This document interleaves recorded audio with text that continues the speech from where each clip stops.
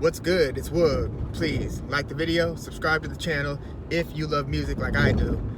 Dear Swizz Beatz, can Bone Thugs and Harmony get a versus? Look, I don't know if y'all remember, but last year in the pandemic, it was announced through Instagram after, Swizz and Timbo rolled out those first few battles, right? It was Swizz versus Timbo. One of the early ones was DJ Premier and RZA. That was a great one. A lot of storytelling. Manny Fresh and Scott Storch was another one of the early ones. And then, on Instagram, before this thing was like an official brand, there's been a ton of branding and just solidifying its market position. The whole Verzuz franchise now, owned by Triller, still run by Swizz and Timbo. But in the early onset, Krayzie Bone of Bone Thugs and Harmony was communicating with DJ Paul of 666 Mafia. And shortly after those early discussions, they were saying, yeah, let's do the battle. And I think they even had a date set. They had a flyer, and there was a kibosh put on that whole thing, basically because, as far as I've heard reported, was that Swizz Beatz, opened communication with them, said, no, why don't you stop what you... I've got this platform. Why don't you guys, Bone Thugs and 3-6 Mafia, bring your battle to this new platform we're developing, and we all get bread? And so ever since that, both Krayzie Bone and DJ Paul have had to field a ton of questions from disappointed fans like, hey, what happened to that battle? That was something that people were really looking forward to. So yeah, I ask again, Swizz Beatz, Timbaland, can we get Bone Thugs and Harmony on Verzuz? There's a legion of fans, from casual fans to ultra fans that would love to hear everything from the earliest hits of, the No Surrenders and For the Love of Money, Thuggish Ruggish Bones, to the gems off the East 1999 Eternal album. Still one of the best rap albums, in my opinion, of all time. Like, I don't know whether you want to put it top 10, top 20, top 30, but it needs to be looked at and actually re-reviewed when you want to talk about like cultural significance and a sign of what was to come 5-10 years later. Tell me you didn't hear any Bone Thugs and Harmony in Migos, in several artists who started to use these very Bone Thugs-like cadences. And I get it, you can't trademark like a rapping in triple cadence or anything like that. I mean, Bone wasn't the first to rap fast. Anybody from, Freestyle Fellowship out here in LA to Twista, formerly known as Tongue Twister in the early 90s. So Bone wasn't the first to rap fast, but there was like a combination of the cadences and the melodies and the harmonies that, while you could argue that others were starting to bring that into the fold already, the songs that Bone was able to produce on that East 1999 album with DJ Unique, we can't ever sleep on the producer here. Like, DJ Unique produced the entire Creepin' on a Come Up EP, East 1999 Eternal album, and I believe the entire Art of War album. It wasn't until I think the Resurrection album that there was any other involvement production-wise, like Damon Elliott and LT Hutton. It was all DJ Unique for those first three albums. So, you have a lot of people who are also fan of, some of the later Bone stuff, like, maybe the I Tried single with Akon from, I think, the Strength and Loyalty album. We're talking like 2006. That was Bone's last like significant hit, crossover mainstream hit. I know they had a good feature with A$AP Ferg on A$AP Ferg's debut, Trap Lord. But the peak of the Bone powers was from that Creepin' on a Come Up 1994 EP. Only had a few songs on it, half of which were either hits or super popular songs. I mean, come on. For the Love of Money and Thuggish Ruggish Bone were both on an EP, an early Bone EP, and then they dropped East 1999 Eternal, where the lead single was First of the Month. And this was 95, like just under a year after Creepin' on a Come Up, so they came out swinging.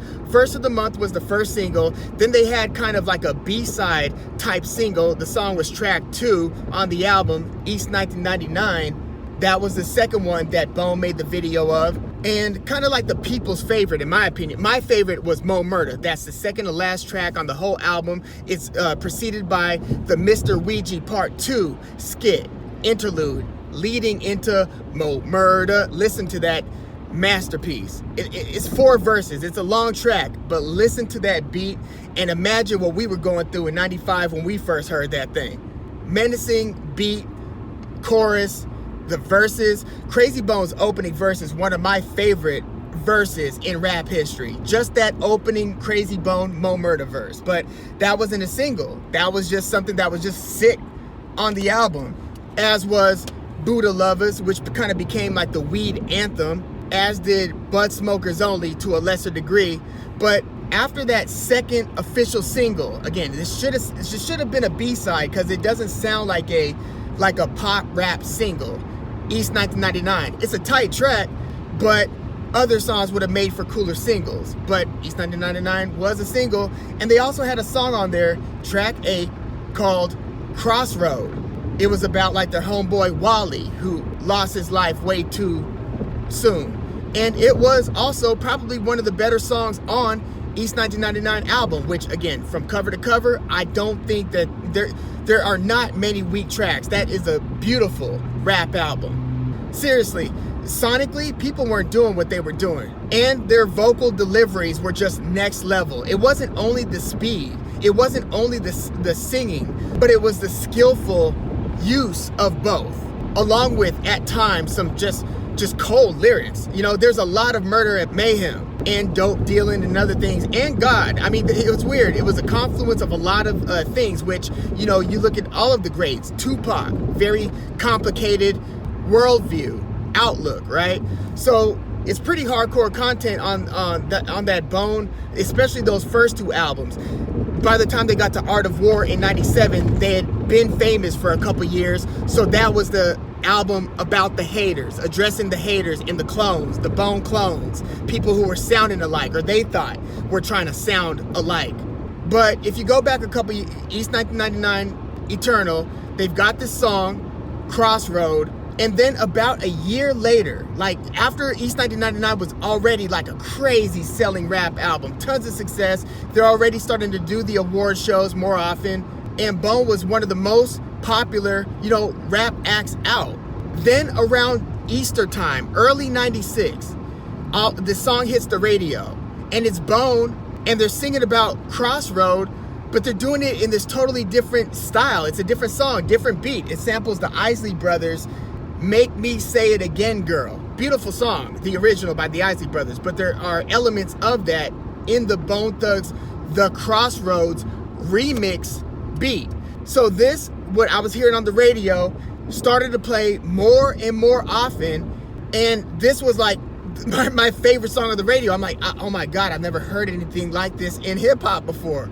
What is going on, and what is this level that Bone is hitting with these songs? This was like a tribute ballad, whereas Crossroad, it was a little bit more rugged in the vocal verse delivery, still very, you know, dramatic and very melancholy, but the whole structure was even different on this DJ Unique Mo Thugs remix. And again, this song just started playing more and more on the radio. It started to like be on the top of all the different radio, like, you know, top 5 at 5. You know, Julio G was big on 92.3 The Beat out here in LA, as was Theo, Kevin Nash, Dominique DePrima, and others. But John Lennon in the House Party, I don't know who all remembers that one, in the morning. But this Bone song started to take off, and I was, you know, checking to see when this thing would be released, and it was released as a single with each one of the Bone members' heads in one quadrant of the CD cover, and it was like the Crossroads, and they were calling it the DJ Unique, I believe, Mo Thugs remix.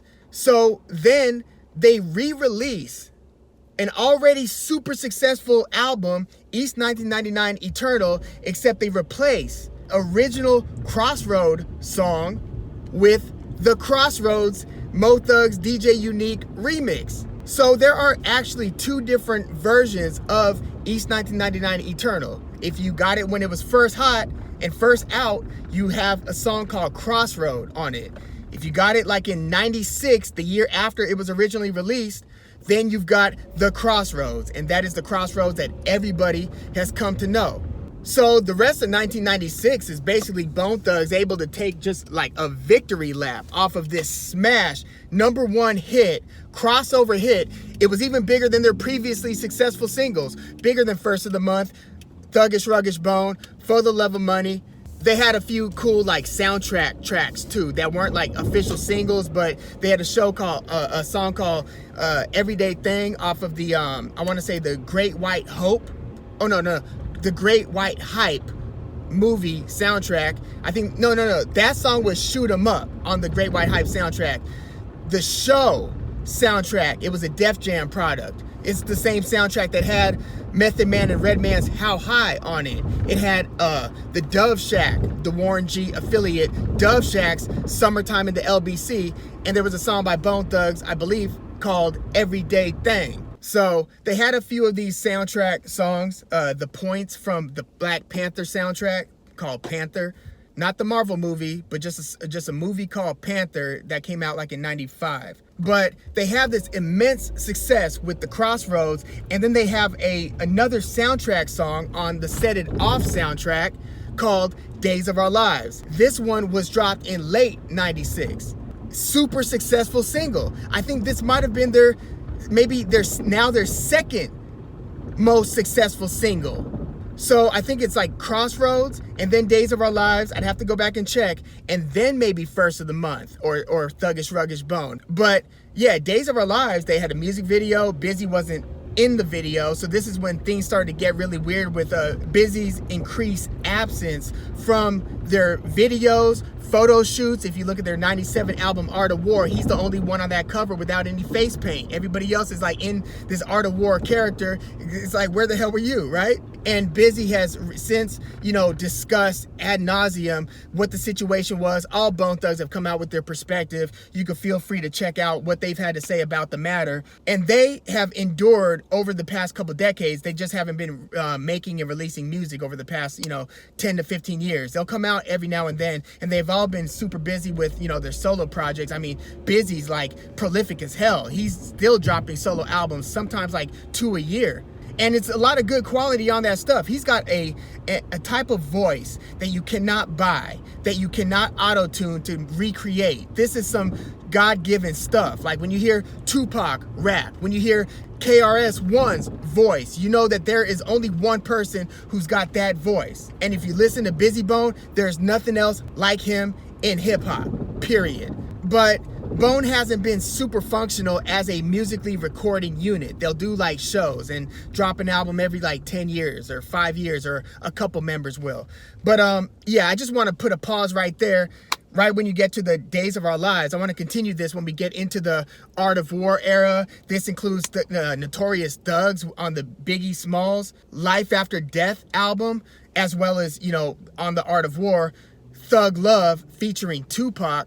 So there's a lot more to come, but it's within a tighter window of time, because this kind of marks the beginning of the end for Bone Thugs in their prime. And so it's one of those stories where you feel like, or get the impression that you could have gotten twice the juice out of the squeeze that was Bone Thugs and Harmony, I mean, look, I love Krayzie Bone's Thug Mentality debut solo album. I love Bizzy Bone's The Gift, that's his second album. I like Heaven's Movie, the first album. El Burna, that Lazy Bone first album. Flesh and Bone got signed to Def Jam separately. That's how hot Bone was. In '96, Flesh and Bone had a solo album a year before The Art of War dropped in '97. And in that same '96 year, they released the Mo Thugs Family Scriptures. This was basically their label and their own artists, the Poetic Hustlers, the Graveyard Shift, different people that they were going to bring up. You know what I'm saying? So there was a lot going on. Bone was on top of the world by the time they released Crossroads. '96, 1 year after that initial release of East 1990 Eternal, which again, to this day, I still think it's one of the dopest. It's 17 songs long, but songs like Crept and We Came, Down 71, The Getaway, Mr. Bill Collector, just a stupidly good album. I mean, they're, you know, these beats that DJ Unique was cooking up with their canvas, and they were just painting all over that thing, man. So yeah, we'll pause right there. But my initial question was, Swizz Beatz, can Bone, Thugs, and Harmony get a Verzuz? Because these stories need to be told on as big a platform as possible, and Bone needs to in some way be stakeholders in their own successes and in their own story in a major way. So yeah, please leave your comments in the comments, like the video, subscribe to the channel if you love music like I do. I'm Woog, thanks for tuning in.